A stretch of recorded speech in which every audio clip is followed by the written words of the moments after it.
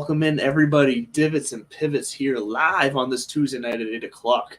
As always, our new regular time. You can find us here on YouTube or on bellyup.tv, whichever you prefer. Both go to the same link, so whatever you fancy typing into your domain bar, whatever that's called, the URL. I'm bad at that. Whatever.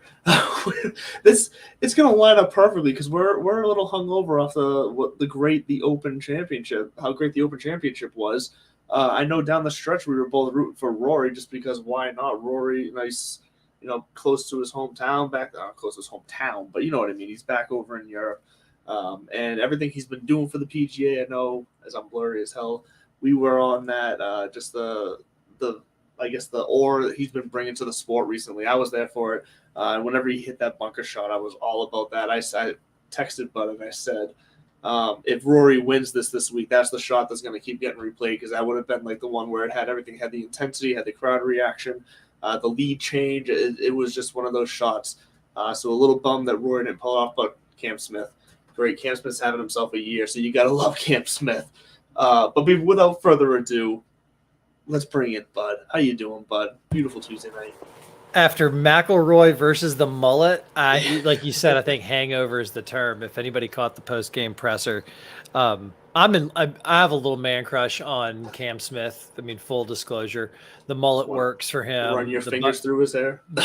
Listen, it's the teeth, the grin, the wink, the fact that he can putt.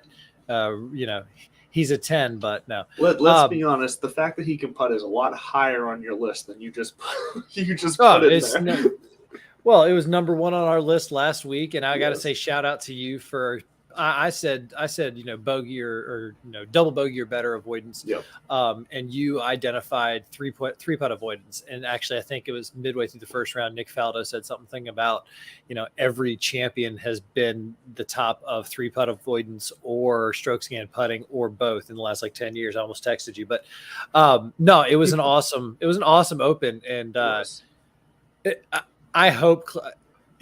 I really hope that Cam Smith had enough beers to enjoy himself. It was funny. He was having fun with it. And then at the end of it, they were like, all right, you're really going to go turn it up tonight after he talked about having 20 claret jugs there. He's like, I bet about 2 beers can fit in here. And somebody said, well, so how much are you going to drink tonight? He said about 20 claret jugs. And then afterwards he goes, no, honestly, I'm probably going to crash. Yeah. And he probably did. That's a grind for those guys. Well, and then once you get, especially after you win, once you get done with all the pressers after and the pomp and circumstance of the meet and greets, the autographs, I imagine that he would probably go back to, I could see it like this. He goes back to his hotel room or his Airbnb, wherever he's staying, with the full intention of, I'm going to get changed, I'm going to go out, we're going to party, and him sit down in the bed and say, nah, I'm going to bed. Like it's done, because that's how just emotionally, physically draining of an experience that must be in a major. Well, yeah, and he said they went off so late on Saturday, and then a little bit earlier on Sunday, and you're up there near the lead of a major championship. So I was happy. If it was kind of another one of those, I wanted Will Zalatoris at the U.S. Open, and Matt Fitzpatrick was a cool story, and I think it's similar. I think a lot of people wanted Rory.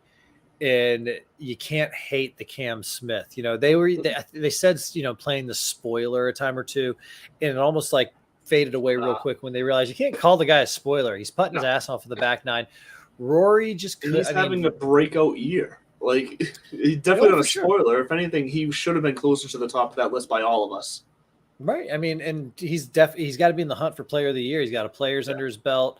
Scheffler with his 4 wins and the way he went about it, and he's got a major there too, obviously has a strong argument, but now a very strong argument as well could be made for Cam Smith. So we'll see how the rest of the year shakes out. I'm sad. Rory even said it. He goes, there's still some stuff, and he didn't say a lot. He said there's some stuff to play for this year, FedEx Cup coming up, Tour Championship, that kind of stuff. But he goes, but we got 9 months until the next major, and it really hit home that we're going to be in a show hole.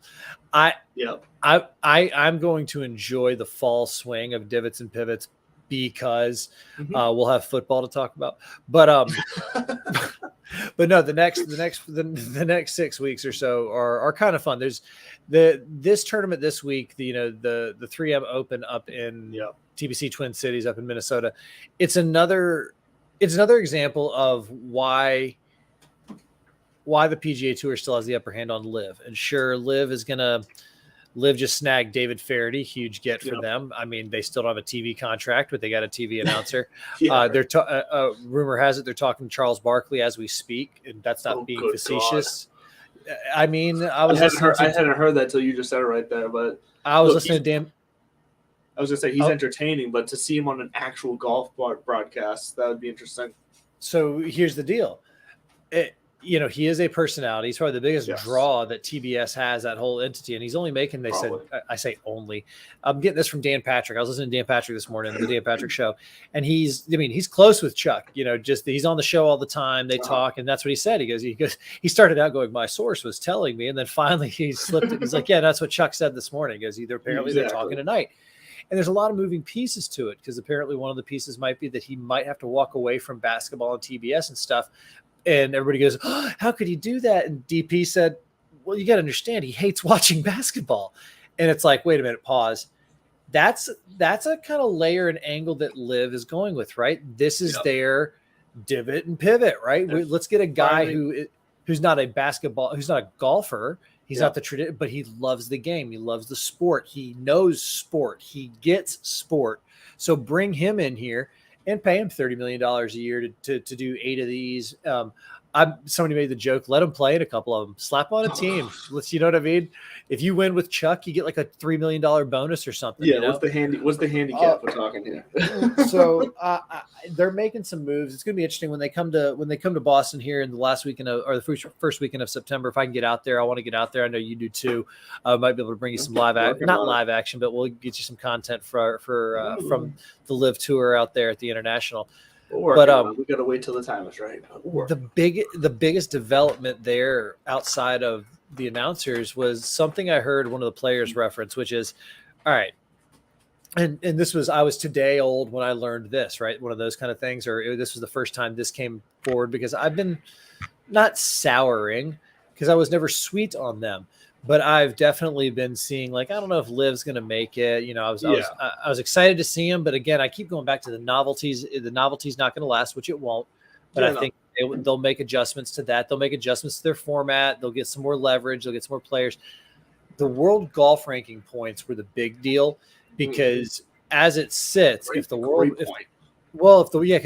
golf ranking committee, whatever, if they decide not to recognize Live Tour events, and then those players are going to be shut off from the majors, because I think the majors are going to hold their ground and say, we have our requirements, we're not changing them, outside of a really good reason, which for them would be a new tour that's been around for 10 years plus, that actually has some clout, not you upstart where everybody knows what's going on here.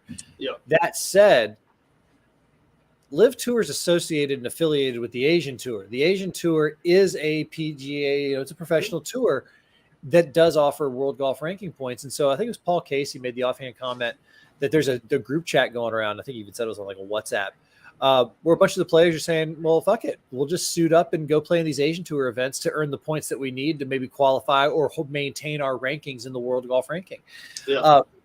Because who gives a rat's rear if you're ranked number 1 or number 45, as long as it gets you into majors and you're getting a fat check from Liv. So this does break down the false argument of, I'm doing this because I want to spend more time with my family and be at home, or because what you're doing is you're just going out and playing more tournaments anyways. You're just not doing it on the PGA Tour. You're doing it on the Asian Tour. It wouldn't be for, I know, and you're alluding to our friend Mr. Patrick Reed, who I do agree. I can't fault him for his logic there, saying I've been on the road for the last 20 years and I got a little one. He wouldn't fall into that category. He probably got one of those big fat early checks. That's what I would hope. So if you're going to say that, then follow through and like own it. Yeah, like DJ's not going to go start showing up to every Malaysian Hyundai Classic that's being held, because he's saying, I got my check, I've got my commitments. Now, but you're talking like your Chase Koepkas and your younger guys trying to up and still get it going. I'll tell you what, right now, Chase Koepka's not getting into majors as it is. Not, I'm talking about maybe more like the maybe the Paul Casey's, Ian Poulters, who for the next 5. Yeah. Listen, I'm curious. I hope he does come up to the Live Tour up here, and I'd love to reach out and see if he'd catch up, cup of coffee, maybe even make a spot on the show. But it puts this whole thing in perspective, because it goes back to, do you know where your paycheck comes from? Like, do you really know? No. Do you know that company that you work for? You've got a retirement fund. You've got a 401k. Do you know where that money's invested? Do you feel good about it? Is it clean?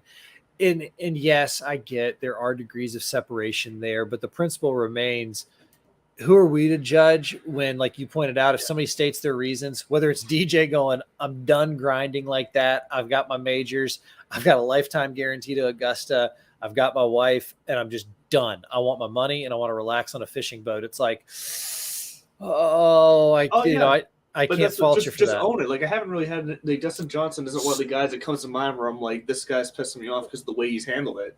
Well, so let me ask you this, because a lot of them, they've got their dozen or so Dustin Johnsons, Bryson DeChambeau's. Yeah. I'll even say Patrick Reed. They've got those guys that are quote unquote the draw.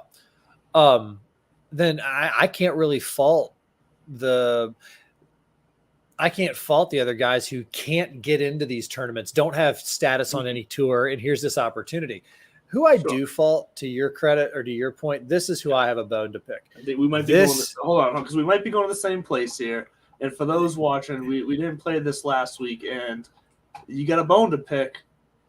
You got to know what's Slice and Bud. So because there's always something Slice and Buddy loves to share with us. So, Bud, take it away. Clip that for the sports Emmys. Tiger finally did what leaders do, and he made a statement at the 150th Open. Yeah. I said this a while ago when he came out the first time around, and Phil said his piece, and Tiger was trying to vary, and he did diplomatically allude to, Phil, I hear you, and I see that you got a point, but this is how we go about it. Mm-hmm. This time around, at the 150th, I liked it. Tiger's claws were out. He was kind of like, listen, I've been watching this, and I don't get it. Championship golf is 72 holes. How do you know if you really are, as good as the best of the best, if this is how it's always been tested? Yeah. If your body can't handle 72, then, maybe you shouldn't be out there. And he didn't say that. He said, I understand adjusting it maybe for the older guys who can't go through that rough and tear, a rough and tumble kind of schedule. So that was part one. Part two was, and I agree with him here, he said it again as the diplomatic statesman, as the a golden bear hasn't gone off to hibernate just yet, but he's definitely chilling in his den while the tiger's on the throne now. And he just flat out said, like, you young bucks, what are you thinking? How dare you spit in the eye of Mr. Palmer, Mr. Nicklaus, the guys who genuinely had to put themselves on the line to break away. There is a true distinction between a touring professional and a teaching professional, and they helped to create this entire entity. And they did the groundwork themselves. Like, they went out there and they were the guys driving it and making the change, not just taking a paycheck. And he wasn't taking umbrage with them. He was taking pity on them, because he's saying they're young. They don't get it. You might never get to play at Augusta now. You might never get to. And I don't think there's going to be a scarlet letter around these guys. But I think what he's saying is there's a real possibility that your professional career could be sidelined forever. I mean, we see it in every sport where up-and-comers or, really talented folks, whether it's Todd Marinovich with substance abuse, or, some artist who thinks that they're a better singer and they just can't keep their head on the field. There was a wide receiver in the last 10 years. I can't remember who it was, who thought they could rap instead. Point being, these young bucks, Tiger was saying, what are you doing? And I agree with him there. James Pyatt, I think that's his name. I don't even know. The kid from Oklahoma. I think it's Pyatt, and then there's a kid from Oklahoma State who he's from actually a pretty interesting story. His sister or cousin, I can't remember, the good golfing family. But anyways, he just signed with Live Tour. And then you hear from the Pearson Cooties, Pearson Cootie, who's Charles Cootie's grandson, who just won on the Korn Ferry Tour, and just flat out said they offered me an insane amount of money. And what he said is, I always thought of myself as an American tour player. Yep. And it's funny because he wasn't trying to be, like they're the best. If he was a British kid, he'd probably be saying a Euro Tour or DP World Tour player. Yeah.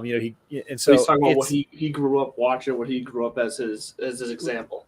They're talking about values, and there is something to be said about the decisions you make, and how long we let that stick around. Paul Casey, Ian Poulter, some of those guys, presumably they've been around long enough and they got enough money stashed away that if this falls apart and they don't ever play another pro tour again, they're probably going to say, okay, I'll just go to my private island or my house and just, maybe I'll never touch a golf club again.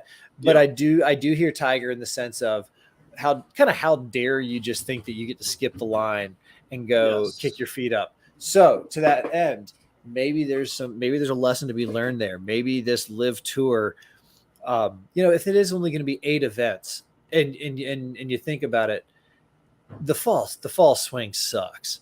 So here's what we do. PGA, the Shark finally gets on the phone with, well, actually he's been trying to get on the phone with everybody. The tours all get together and they say, look, Greg, you really kind of put us in a bind here. But quick pause. We're going to assume that everybody is on the same social, cultural, and ideological level, because as much as we'd like to operate in a vacuum, those factors do weigh heavy on a lot of people. So just please know that my little hypothetical does assume that all of that checks out before anybody's like, do you know what they did to so? Yes, I do. And we're talking about sports here. We all know. But we all know. Everybody knows. But they finally get together, they talk, and they say, the fall sucks. It doesn't really suck. I enjoy the fall swing. It doesn't have the staple moment that's separated once a month. The gravitas. It doesn't have the thing. So instead of trying to over squeeze these lemons that are in between the majors, such as Memorial and the Players, and the Genesis, I understand wanting to give some tournaments elevated status. Just do it then. But instead of trying to create something that's not, create something new with this idea that's been presented to you and do a live fall tour swing. And you want to make it about the money, make it about the money and the entertainment. And it starts at the top. You finish first in the FedEx rankings, you get first right of refusal every tournament. There's your top 50 on down, and make it that format. Just take the whole live format. It's eight tournaments. You've got September, October, November, December. Now I could see people saying, oh, you're going to be going up against football. No, you're not. Thursday, Friday, Saturday, 54 holes, 3 days. You're only Sunday. touching one football game, and the football game's at night, which isn't going to conflict. No, as a matter of fact, Amazon or somebody would be like, yeah, it's a shotgun start. You can control the golf coverage. You can control the window there. You can just say, we're going to put this on and take you right into. So I think I was listening to a very smart person. So that's what's slicing me. It's the youngsters. Yes, it's you dadgum youngsters. No, they're. Well, before you move on, though, because I do want to get what's slicing me, though, because we mentioned kind of these tiers of guys on the live tour and how, like, you can understand these older guys who are doing it for the money, and they're saying that, and it makes sense. They've done what they want to do, and they want to slow down a little bit, but not go to the Champions Tour yet. Well, they can't go to the Champions Tour yet. Makes sense. And then the young guys who haven't really done anything yet, and they might be throwing away their future of their tour for a short-term burst of whatever, money, popularity, whatever. What's driving me crazy is a guy like Sergio Garcia, who is out here refusing to say the real reason why he's there, which is the money. And instead he's coming out going, I just don't feel loved. I'm going to leave the DP World Tour because I'm just not feeling loved. Like, come on, man. No, you just want the money, and you want to be in. You want to stay relevant. You want to be in the new hot thing. Like, that's what Sergio Garcia wants. It's not about feeling love. Like, he's such a freaking drama queen diva. Like, I can't stand Sergio Garcia. The way he's viewing the live tour is the stripper down the street at the back alley strip club, where he says, "Yeah, I just want to go there because I want to feel loved by somebody." It's fake love. They don't want you. They don't need you. They got all their other guys. You are second tier. You are not a top tier guy anymore. You're not going to feel loved there either, because if you don't feel loved on DP, you don't feel loved at the PGA Tour. Give it a few months. You're not going to feel loved by Liv either. Just saying. I got two things to say to that. A, that was me hugging you and welcoming you into the wonderful world of hating Sergio Garcia. It's been a time honored. I just choose. It's been a time honored tradition for golf fans since Yes, it has. Let me rephrase that. Since 2000, everybody loved the 17-year-old scissor kicking El Nino at Valhalla. Mm-hmm. Come on, let's be honest. It was. I had the Adidas shirt and the hat to match. It was great. It was, as the kids would say, it was a vibe. I also like your not too subtle but subtle allusion to the guys like Pat Perez, who it's like, you know what, I can't go on the Champions Tour. I can't hang with these guys anymore. And you're offering me a guaranteed check and a chart. If you saw the videos of them on the plane, it's like, and we do forget. Apparently the caddies are getting taken care of like no other. So there is. So that's another thing. Well, there's another thing, like guys like Paul Casey, who it's like, I'm 42 years old. Maybe my window to win anything big is gone. Maybe I'll be a Ryder Cup captain. Maybe I won't. And maybe he's got a caddy. By the way, I'm just pulling Paul Casey out of the hat. I don't know if this is a scenario, but maybe some of these guys have got a caddy on the bag, and it's like, shit, this is going to be guaranteed money for him too. And after all the grind caddy they've had for a long time, they could be saying, maybe it's time I take care of you for a little while. Like, let's let you get back to your family while you make more money. Like, those are reasons I can get behind it, but just be open and honest and upfront about your reasoning. Well, here I will disagree with you in the sense that I don't think any of them owe anybody a reason. That said, not giving a reason produces this kind of as they say, there's when there's a vacuum, something's gonna fill it, and why not our bullshit if anything else? But to your analogy about Sergio dating the hooker, the stripper in the back alley. By the way, the after that he's gonna go to the hooker down the street. No offense to the sex workers out there doing lovely jobs, pun intended. But if that's the analogy we're going with, what profession does the PGA Tour hold in the front, and what is she wearing? It's a fair point. I'm not sure how to answer that right now. Is the PGA Tour just the? I don't think we should. I don't think we should follow this analogy any further. Okay. As a couple of Y chromosomes living in 2022, I don't actually want to follow through with any kind of sexualized analogies. Yes. Let's stick to sports. No, I just thought it was a funny thing. No, but you know what? I get where you're going with the analogy and the idea. How can you call one thing and not and ignore what another thing could be seen as well? I get it. I get where you're going. It's a fair point. Right. Well, I was kind of softly saying that where it's like, well, you got this person saying they're selling X out back, and well, you get the lipstick call girl out front doing the same thing. You're offering similar products, similar services, similar venues. And then of course, because he can't help himself ever, Big Orange Man decided to weigh in and be like, yeah. And it's like, oh dude, listen, come on, go back to whatever you're doing and leave us alone. I think his point is because they played one of the tournaments, or they're about to play one, or they did play one at one of his courses. Yeah. The next one, it's coming up in New Jersey. I think they're playing at one of his properties. Sorry, don't you go dying on me. Well, I took one of those deep breaths in and it just went right down my throat. Weird. Sorry about that. But no, but I'm saying anyways, that doesn't add to any kind of social clout for Liv and endear anybody. Although I will say this, the intersection of people who deeply are moved by that political world versus who gives a shit about the Liv Tour. I don't know how much those circles intersect, but Liv Tour is not going anywhere. I think there's going to be a place. I still surmise, and I think that's the direction we're going, as evidenced by the announcements they've already made. The PGA Tour is just going to not steal, but they're just going to adapt. They already did it right now by upping the ante or the purses and elevated statuses for those 4 new tournaments. Like I think it's the Players, Genesis, Memorial, and Bay Hill are now all $20 million purses and all this, that, and the other. So they're doing it. They're basically just going to say, and they've got the gravitas and they've got the tradition and the heritage. One of the best tweets I saw, because if it's not on Twitter, did it really happen? One of the best tweets I saw from the old course was actually I had a couple of buddies who were over there, and it's been fun to watch their pictures and stuff and like see all the. It's a scene. It's a vibe. Well, speaking of that, did you see that our buddy Chad Eckert's out at 3M this week? I did. I saw his new profile picture with Sung J.M. Yeah. I know. I think we need to reach out to see if Chad will come on next week to give us a quick debrief. Our friend Caitlin Moyer's out there as well. She's doing some work too. So, but one of the best things I saw was, I think it was Dylan Dithier. I think that's his last name. Don't at me if I messed it up. But he basically was getting into, he's been there for X days, X hours, and blah blah blah blah, and not once in any conversation has either Liv come up or the amount of money in the purse this week. Like not one person is mentioned. And now you could quickly say, yeah, it's because they're not playing for a lot of money.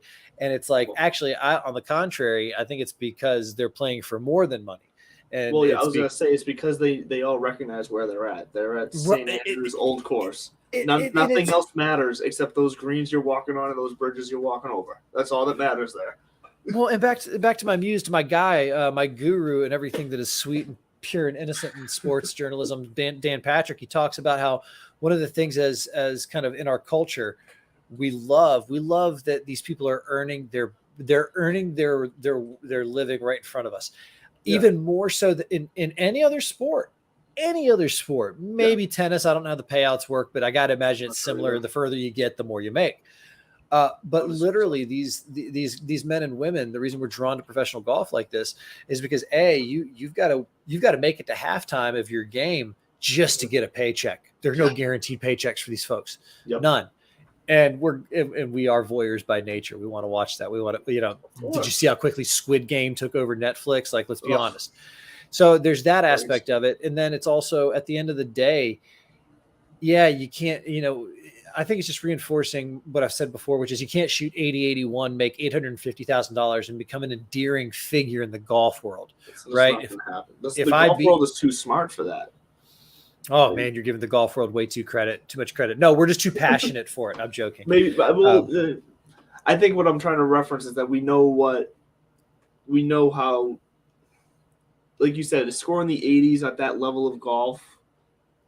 It doesn't deserve to be rewarded. It doesn't feel special. I don't know how to say. I don't know how to say it. It's not special, but it doesn't feel special to watch as a fan. No, I mean, like to see them shoot 75-75. It doesn't feel special. We watch all sports to watch guys, the best, women and men who are superhuman athletes at what they do. It doesn't mean they're superheroes, but you know what I mean. Like they're at the top 1% level of skill in that particular realm. That's what we want to watch in everything.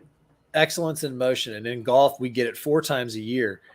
And which is why again the whole connection from live to the majors is so important in the world golf ranking points, and why guys show up to the 3M Open just to say, like, I need status, I need points, I need this.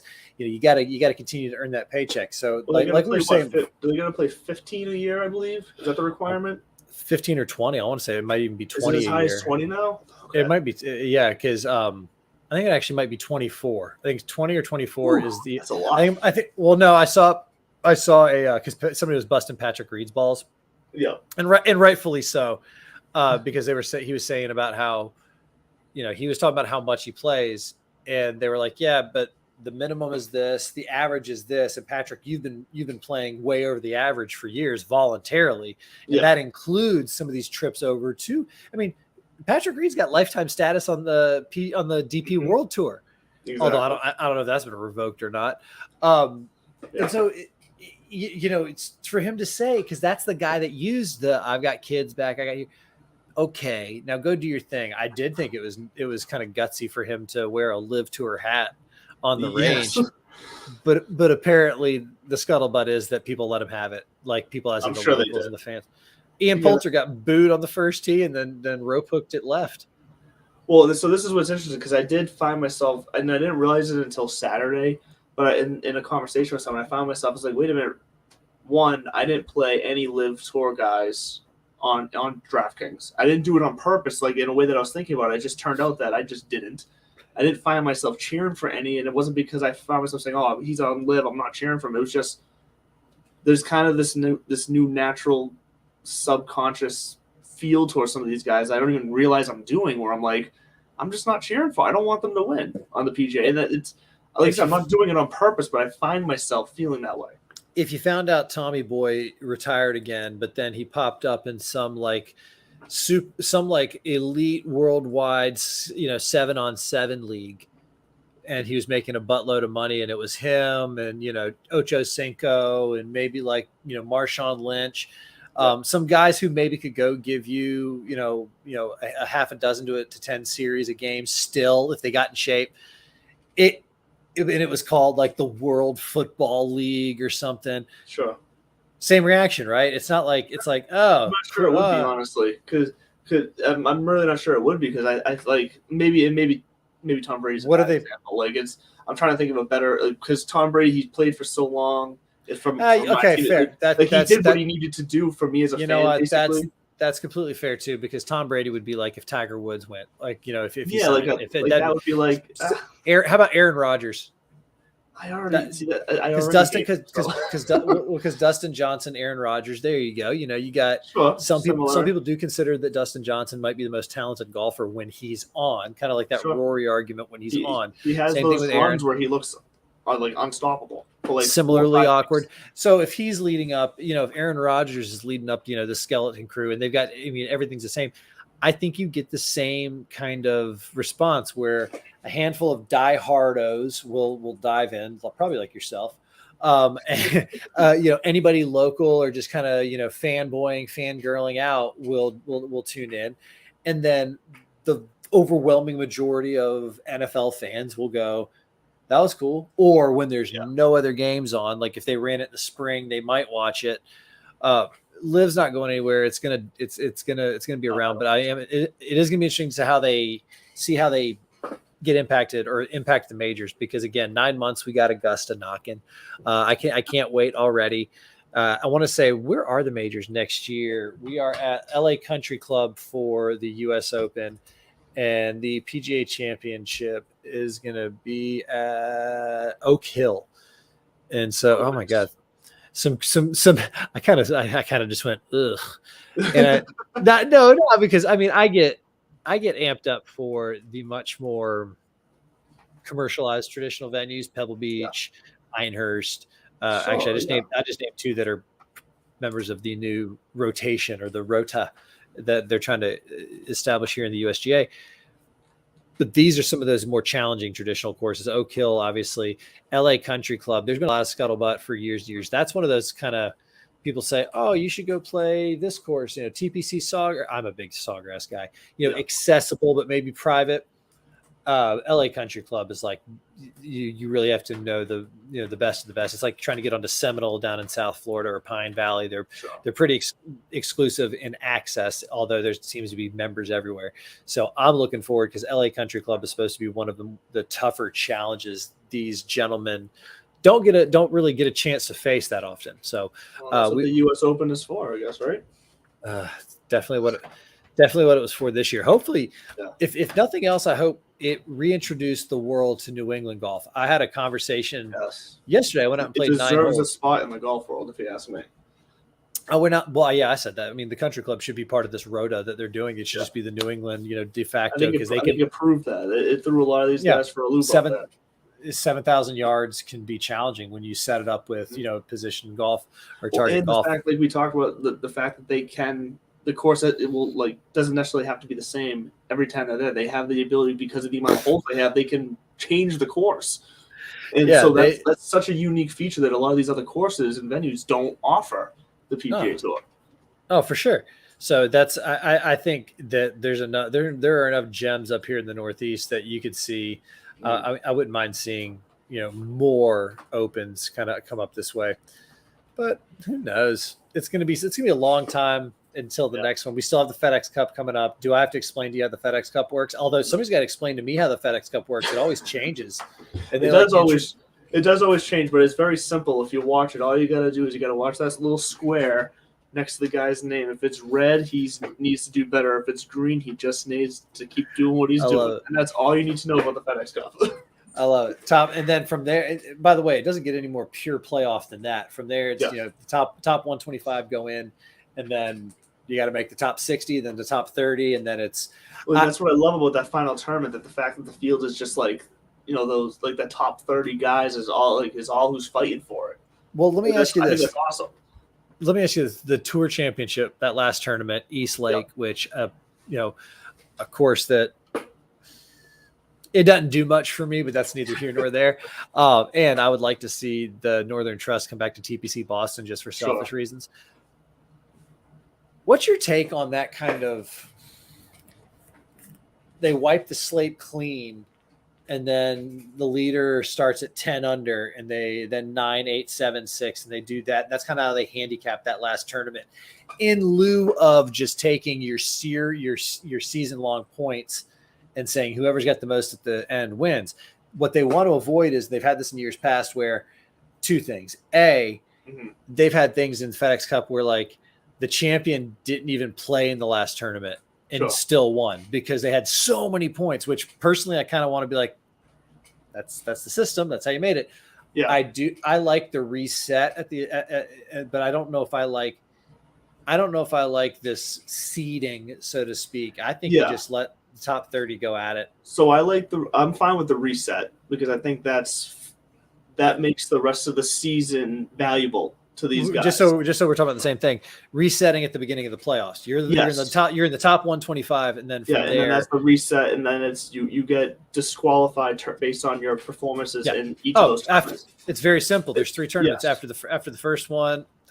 3 this many. And I think that puts an emphasis on the season long tournaments, because without that, if you're just without doing it that way, and if you're just making it so that anybody can start that first tournament and go on a run who did nothing all year, like you're kind of making it say no. I'm saying you definitely have to have the 125 cutoff line to get into the playoffs, but like just then to go down to 60 and down to 30, and when you get down to the 30, don't do this stupid thing. I don't want the top guy starts at 10 under. No. Just let them tee off in that order, maybe. Like that's all. You get the tee off last. We're not going to worry about pairings or draws or anything. Just I'm fine with the top dog goes off last. But I think it's stupid. Well, because I get the logic behind it, but the beauty about golf is that, and we talk about it all the time on the show and with just about every tournament, and that any week anybody can find their game and it can work for them, and then they can put it together. And that doesn't mean that there needs to be a randomness in the winner who doesn't deserve it necessarily. But what I'm saying is that it speaks to the mental side of the game, to where you need to make sure you're set to go in the weeks that you need to be set to go in. And for these guys to give the leader a head start like that, sure, it ups the odds that the guy who you can say is quote unquote supposed to win has a better shot of winning. But I don't think that's what golf is all about. In a vacuum, golf is not about the person who's supposed to win should win. If anything, golf is about the guy who is supposed to win needs to build up that mental fortitude to fight everybody else off.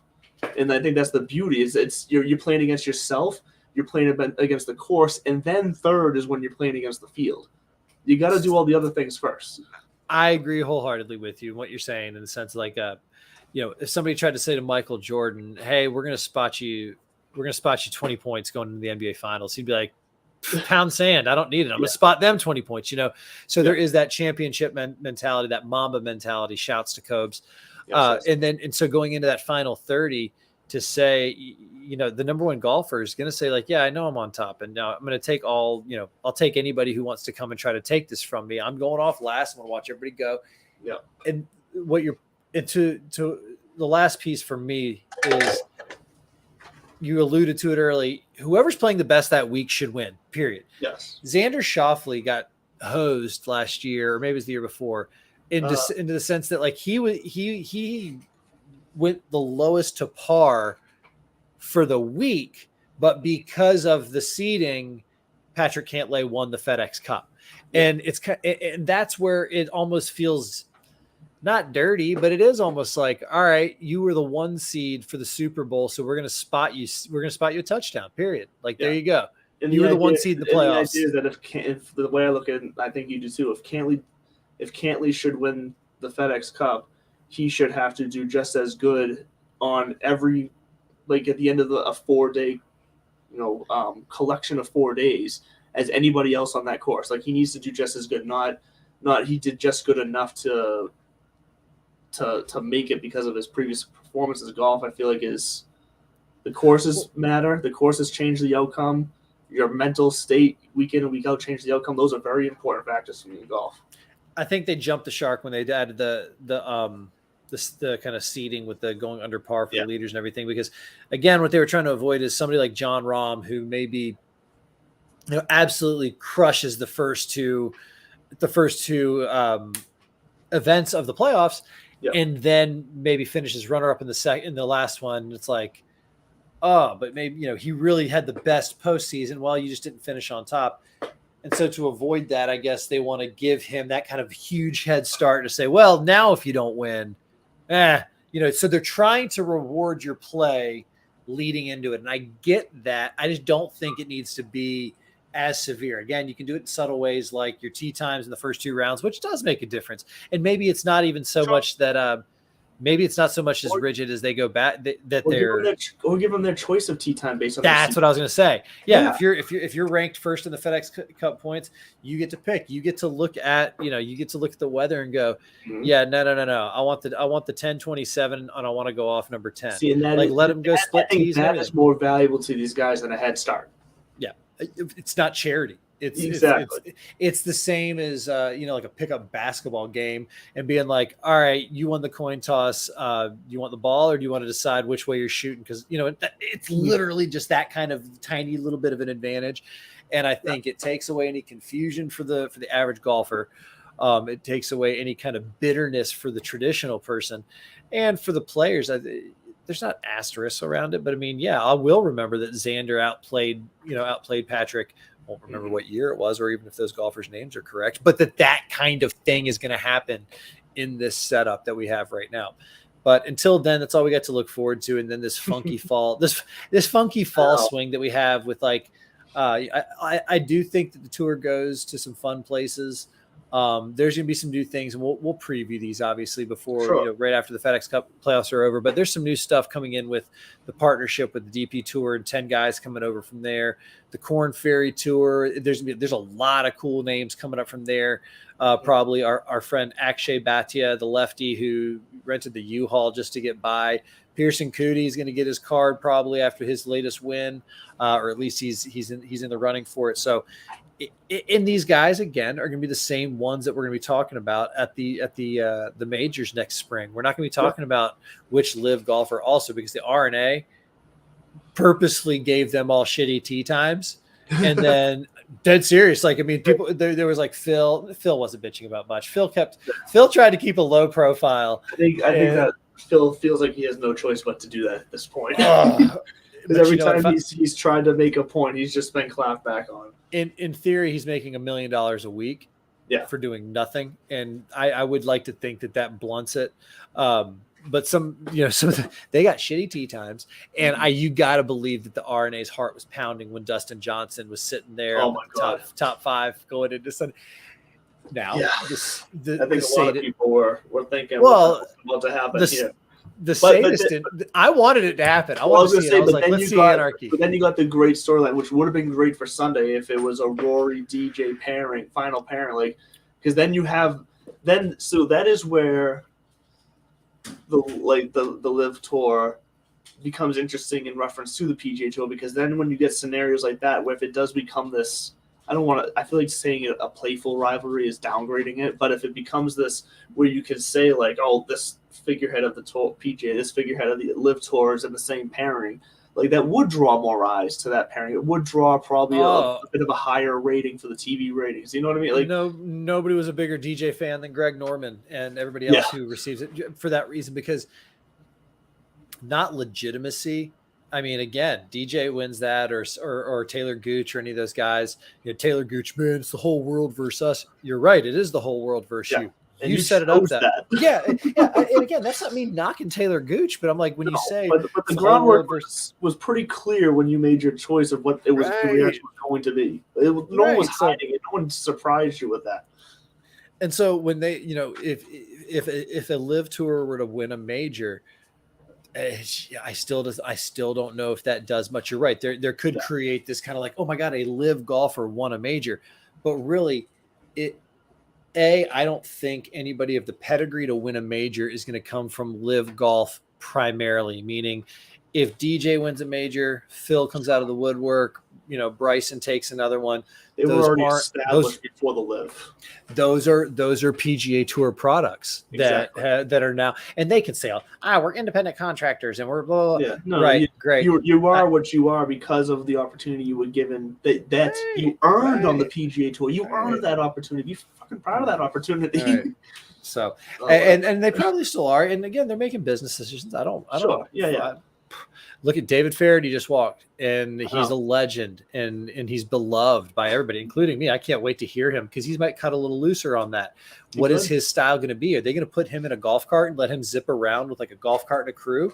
I mean, because the vibe is totally different. Maybe we'll get a chance to talk to him when they come out to Boston. But that'd be great. That'd be great. Needless to say, it's been a fun major season. Liv's been a fun wrinkle in it. Mm-hmm. We got a little bit of business left before the FedEx Cup playoffs, and then we will we'll be on to football and the fall swing. But before we do that, I want to say thanks again to Piper Golf. The Piper Golds went 2 under yesterday on the local muni, 33. Beautiful. It was a nice day. Good, wonderful wedge play. Let's put it that way. But the Piper Golds are soft enough that I'm getting used to them. I like it. Yeah, I got to get back out there to give the Blues some more run. I've just been too busy to get out on the course, but I gotta make the time. The time. But speaking of time, yeah, I know. That's what I was saying. So we do need to catch people up on where we both finished in DK last week because as always we were head to head against each other. Bud came into the week with it was a slight lead. I forget how much of the lead you came into the week with, but I know it was 30 points. 30 points. That sounds about right, yeah.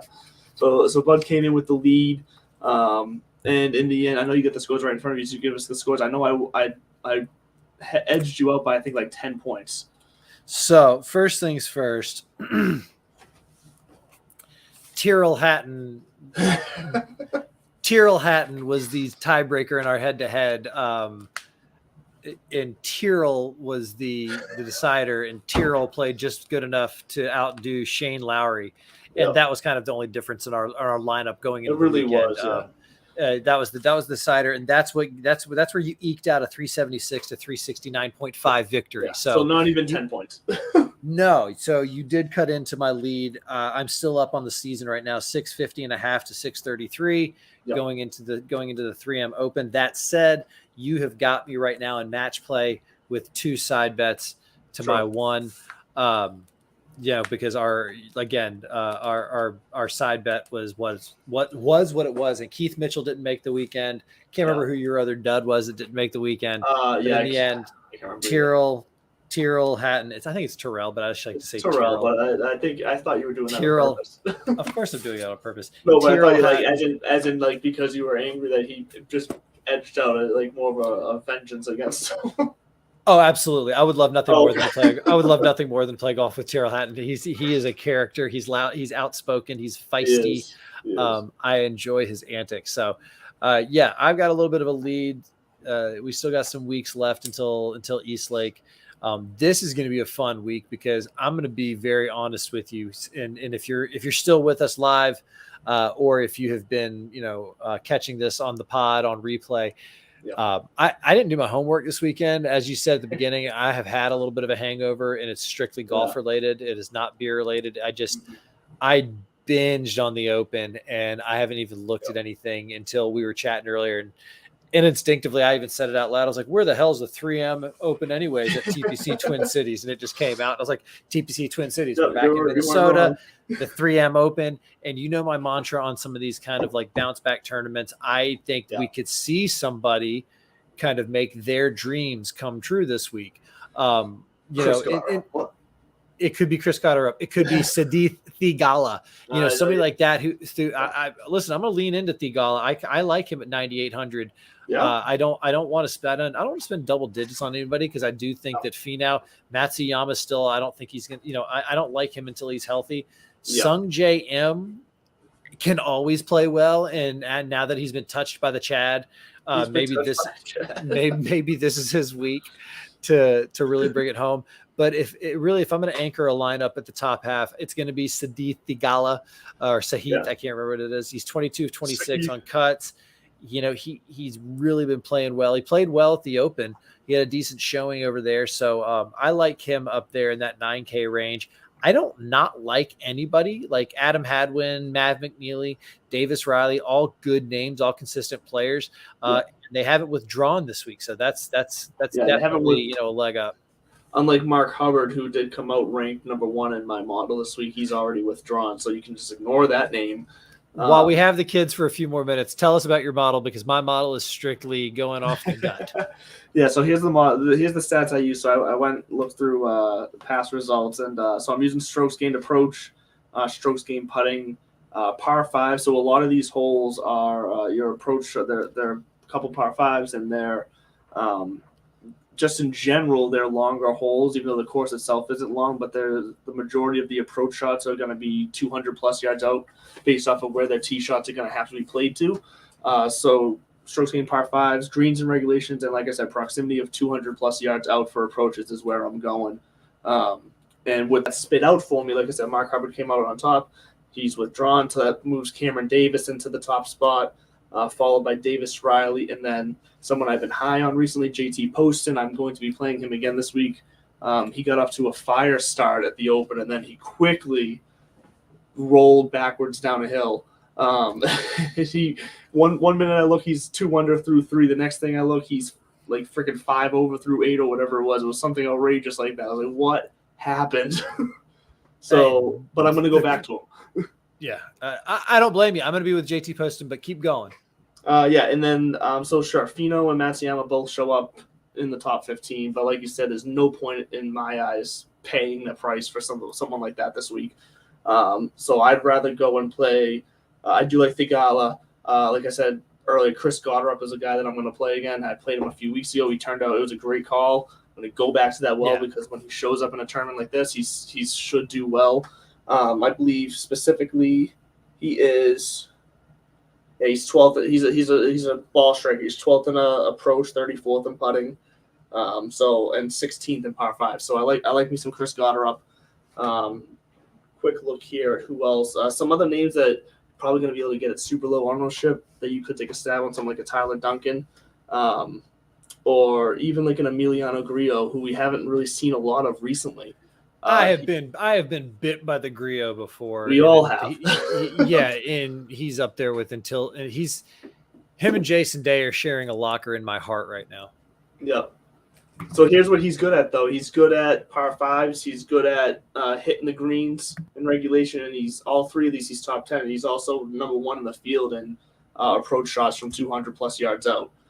So in a field like this, Grillo is someone at 7,600 that for those 3 stats alone, I'm probably going to take a shot on mixing into my lineups. Yeah, I don't like your logic and reasoning, although I have to subscribe to it because, again, one of my mantras is don't outsmart yourself on a week like this. Says the guy shooting from the hip and kind of going. I have theories behind some of my madness. I can basically walk you through my lineup right now. Yeah, sure. And there is some relative, I think, crossover, but not a ton. I already talked about Thigala. I'm big on Thigala right now. This is also a tournament with kind of like a 3M Open feels like a first win, and this guy has been knocking, so I like it. Same thing with Adam Hadwin. Really, I just like Adam Hadwin because his wife's funny on Twitter, and so and he's another one of those names that when mixed in at a Players Championship, Memorial Tournament, something like that, it's like, oh, Adam Hadwin, that's not really his pedigree yet, but he could be there, and so I think that's why he is up there at 9,800 or whatever it is this week. Stuart Sink is going to help me afford both of those guys. These are the type of tournaments that he has like 2 good rounds. Thank you. Because he's got 2 top 10s this year. He's having that kind of Indian summer resurgence of his career. So and at 7,300, a true gut play, no pun intended. It just helps me. I like JT Poston for the same reasons that you were just talking about. That he fell off. He was riding the bull pretty hard over there, and he got bucked. I don't think he got hurt, and I don't think he got, I don't think his confidence got banged up. I think he kind of took a couple shots in the chops and was like, oh, I got beat up by the old course, take a number. So that's one that you can take. I look at him to bounce back, and then a couple of guys straight off the numbers and One has already won this year, and then the other one has been big on people's names and has had a couple of good show out weeks. Is Tom Hoagie and Mr. Yes. Naismith. I can't remember if it's Matthew or Michael Naismith, but It's Mr. Matthew. Matthew, thank you. I think I went to school with a Michael Naismith, but Matthew Naismith. That's what's rounding out my lineup right there. And as I look at it, I like it. I got a feeling it's probably going to be chalky, but I don't care. Right now, I'm just trying to maintain a lead and get to whatever is next on the PGA Tour schedule. So when we do talk next week, we'll have to look back at our 3M Open. Sorry about that. BM Open is a shout out to my other league, or my fantasy. Yeah, my other league. Yeah. The guy who runs it always has some punny name for it. This week it's the BM Open, which nice. I found that very charming. But the first adaptive Open, USGA adaptive US Open, for golfers with disabilities or needing adaptations for their game, that took place. We have a women's major that just wrapped up. So we still have some good stuff in the golf world to talk about outside of our curmudgeon-y, end to the PGA Tour major season. But that said, we're not curmudgeons, are we? Are we curmudgeons? Dude, I'll be 40 soon. I'm practicing my curmudgeon-ness, before it's too late. But that said, I am looking forward to another couple of good weeks on PGA Tour. After the 3M, we go to Rocket City in Detroit. We got the Wyndham Championship in North Carolina. So there are some good classic tournaments, nice warm-up events to lead us into the FedEx Cup playoffs. So once again, look for the lineups tomorrow afternoon. The side bet will have to be dictated through text sometime tomorrow. An epiphany will come up, and I will find out how to goat you into giving me the over on something ridiculous. But until then, thank you for hanging in there with us. I will shock you with beating you again. I'm extending my lead. Stu Baby Sink is gonna do one more rodeo. I'm going 6 for 6 this week. You'll see. All right. Take us home, Jack. Maybe we'll decide that we'll involve something around the lines of how many guys will make the cut or something. We'll see. It's not bad. Or maybe something like who has traditional. The side bet can be who has the best score at the cut point, or something like that. We can come up with something creative. We could go lowest to par as a side bet. All our guys lowest to par. Because I don't know how that would translate. Kind of like the Electoral College. Like sometimes it matches. Most of the time it matches. Sometimes it doesn't. I wonder how well that translates. But we'll figure it out. We can figure something. But that would be a cool kind of little research exercise anyways. Shouts to the belly up artwork in the back. I like it.